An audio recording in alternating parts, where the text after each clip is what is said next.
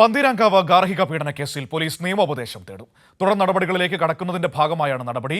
കഴിഞ്ഞ കേസിലെ യുവതിയുടെ മൊഴിമാറ്റം കണക്കിലെടുത്താണ് പോലീസിന്റെ നീക്കം. എന്നാൽ മകൾ നേരിട്ടത് ക്രൂരമർദ്ദനമെന്നും നിയമപരമായി മുന്നോട്ടു പോകുമെന്നും പെൺകുട്ടിയുടെ അച്ഛൻ പറഞ്ഞു. പന്തീരാങ്കാവ് ഗാർഹിക പീഡന കേസിൽ കരുതലോടെ നീങ്ങുകയാണ് പോലീസ്.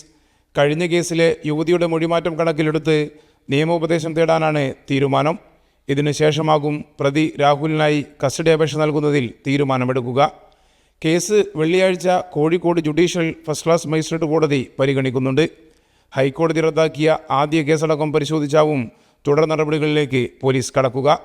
അതേസമയം രാഹുലിനും കുടുംബത്തിനുമെതിരെ ഗുരുതര ആരോപണവുമായി പെൺകുട്ടിയുടെ അച്ഛൻ രംഗത്ത് വന്നു. മകൾ നേരിട്ടത് ക്രൂരമർദ്ദനമാണ്. ആശുപത്രിയിൽ കൊണ്ടുപോയെങ്കിലും ആവശ്യമായ ചികിത്സ നൽകാൻ ഭർത്തൃവീട്ടുകാർ തയ്യാറായില്ല. മുമ്പ് മകളിട്ട വീഡിയോ രാഹുൽ എഴുതി നൽകിയതാണ്.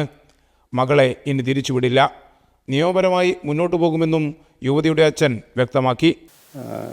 കോഴിക്കോട് പോലീസ് സ്റ്റേഷനിൽ നിന്ന് വിളിക്കുകയാണ് ഇങ്ങനെ മകളിങ്ങനെ മർദ്ദനമേറ്റ് കോഴിക്കോട് മെഡിക്കൽ കോളേജിലുണ്ട്, നിങ്ങൾ എത്രയും പെട്ടെന്ന് എത്തണം എന്ന് പറഞ്ഞു. പക്ഷെ വീണ്ടും സംഭവിച്ചിരിക്കുന്നു. ഇനി ഇപ്പോൾ ഒരുമിച്ച് ജീവിക്കാൻ ഞാൻ സമ്മതിക്കുന്നില്ല. അതിൻ്റെ നിയമപരമായിട്ടുള്ള കാര്യങ്ങളിലേക്ക് പോകാനായിട്ടാണ് ആഗ്രഹിക്കുന്നത്. മീൻകറിയിൽ പുളി കുറഞ്ഞെന്ന് പറഞ്ഞ് തിങ്കളാഴ്ച രാത്രിയാണ് പെൺകുട്ടിയെ രാഹുൽ ക്രൂരമായി മർദ്ദിച്ചത്. കേസിൽ അറസ്റ്റിലായ രാഹുൽ റിമാൻഡിലാണ്.